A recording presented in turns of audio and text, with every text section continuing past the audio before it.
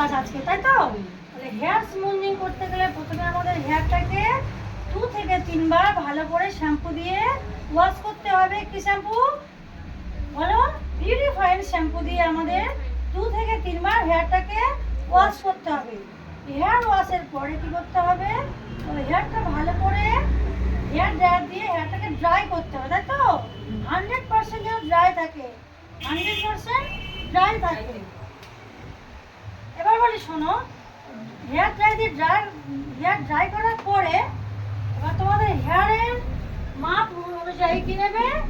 Smoothing, যেহেতু smoothing cream নিতে হবে।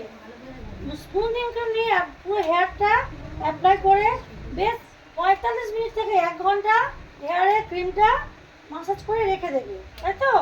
তাহলে হেয়ারে ক্রিমটা অ্যাপ্লাই করার সময় কিন্তু স্ক্যাল্পে কোনোভাবে না যেন লাগে, ভালো করে খেয়াল রাখো কিন্তু। হ্যাঁ, অল্প অল্প করে সেকশন নিয়ে যখন ক্রিমটা আমরা অ্যাপ্লাই করছি তখন হেয়ারে স্ক্যাল্পে যেন না লাগে, স্ক্যাল্প একটু ছেড়ে দিয়ে তোমার স্মুথনিং ক্রিমটা হেয়ারের উপরে ক্রিম অ্যাপ্লাই হয়ে যাওয়ার পরে 45 মিনিট থেকে 1 ঘন্টা পরে দেখবে হেয়ারটা শুকিয়েছে কি। কিভাবে আমি দেখিয়েছিলাম বলো তো? হেয়ারটা টেনে টেনে দেখবে হেয়ারটা যদি স্প্রিং এর মতো বাড়ে, যদি হেয়ারটা স্প্রিং এর মতো বেড়ে যায় তাহলে ভাববে হেয়ারটা হয়ে গেছে। আর যদি তোমার এরকম টানলেই সঙ্গে সঙ্গে ছিঁড়ে যাচ্ছে তাহলে কিন্তু হেয়ারটা হয়নি। আরো কিছুক্ষণ 10 থেকে 15 মিনিট রাখবে।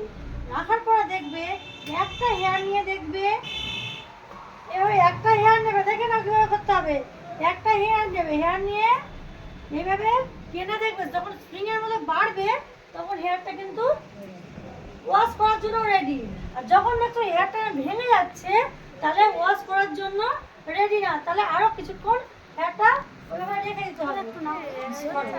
হয়ে যাওয়ার পরে এবার শোনো দিদি, সাইন ব্যাপারটা নিউট্রালাইজ করলে চলে আসে। বোঝা গেল? নিউট্রালাইজের কাজ কি বোঝা গেল? নিউট্রালাইজের কাজ কি? এই যে আমরা হেয়ারটা স্ট্রেট করছি, এই স্ট্রেটটাকে ধরে রাখবে, প্লাস তোমার সিল্ক সাইন ও স্মুথ ব্যাপারটা চলে আসবে।